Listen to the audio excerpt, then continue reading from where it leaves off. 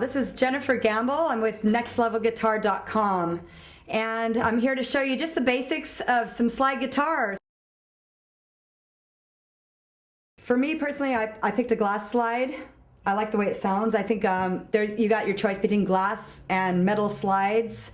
Both are good. Metal slides don't break and shatter like glass ones, which has happened to me before, but I like the sound of the glass slide. I think it has a warmer sound than the metal slide. I think the metal slide is a little bit more tinny and aluminum sounding. So I picked a glass slide. They come in all sizes, so make sure you get one that fits your finger. Which finger do you use? Usually don't use your first finger because you want to keep that free to play chords and things. Some people use their middle finger, not very many, but some do. Joe Walsh uses his middle finger, and that leaves his third and fourth fingers free, and his first finger to play chords. A lot of players, most popular is to play it on your third finger, and you know, you can always play your power chords with your pinky finger and your first finger. Personally, I play it on my pinky finger because it's my weakest finger, and it doesn't require a lot of strength to play slide guitar.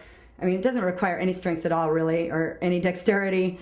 So I use my pinky finger because that leaves my strong fingers free to play other solos and other chords. Basically, you want to find a slide that's going to fit your finger, the one you want to play it on, and not fall off and just stay there. So I picked a slim one because it's not too fat and it's easy to rest over the frets.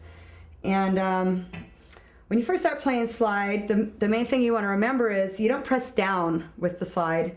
You're basically just going to rest it over the strings, not pressing down, not using any pressure, keeping it floating. I even keep my thumb out of the way. If you notice, my thumb is, when I play slide leads, my thumb is out here with the rest of my fingers, and it just leaves my slide free to float wherever it wants. Well, I mean, the cool thing to do is get an actual glass aspirin bottle, and you know. Like that's what Dwayne Allman used. And you can go on eBay and find all different. Believe it or not, when I shattered my glass one, I needed it for a gig, and I ended up trying a beer bottle because I thought, well, that would be really cool if I could go up and use a beer bottle on stage. So, you know, I had to dump the excess liquid out, and I got my beer bottle. Figured I couldn't hold it this way, so I ended up holding it this way, and didn't work so well because it's way too wide, you know, for the frets.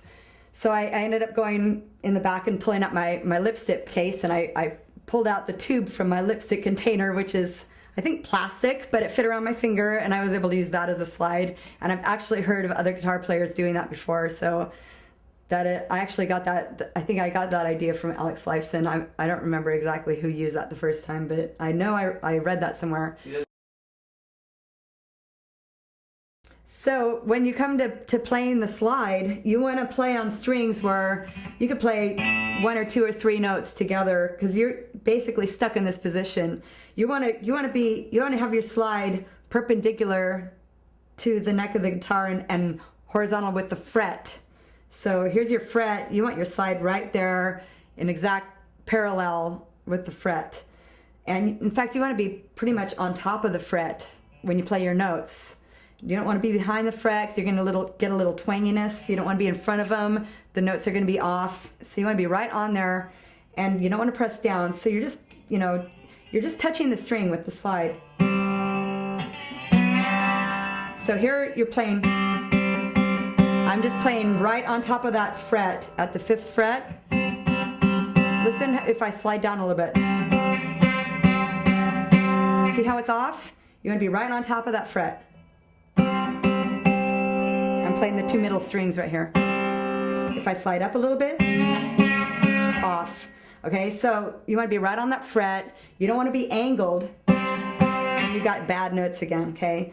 So you want to be right in parallel with your frets. You're doing your lick.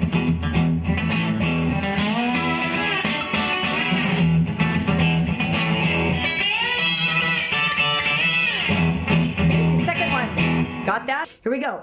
So B in the high E, the B and the high E strings, and you're going to go all the way up to the 12th fret. So you're going to start on the 10th fret and slide up.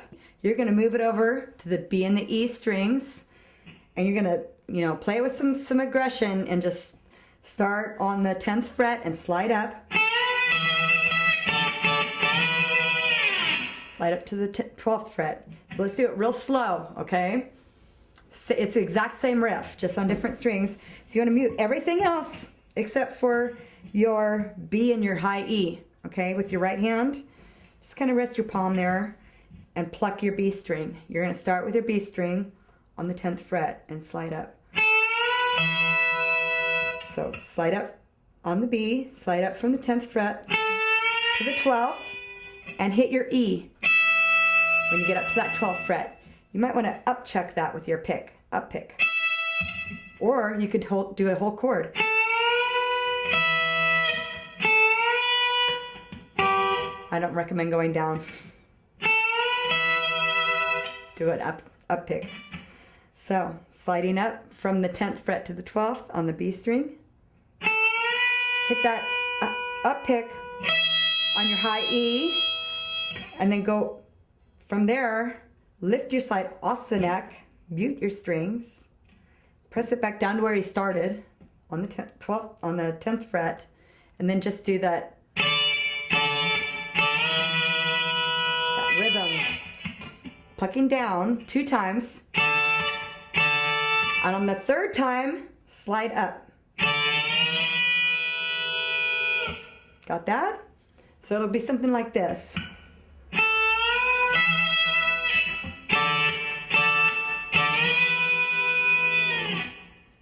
Okay, so you can practice that with the riff. Go from the riff.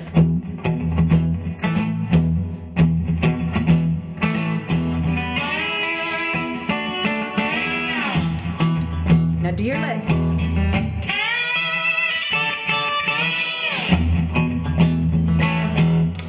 Okay?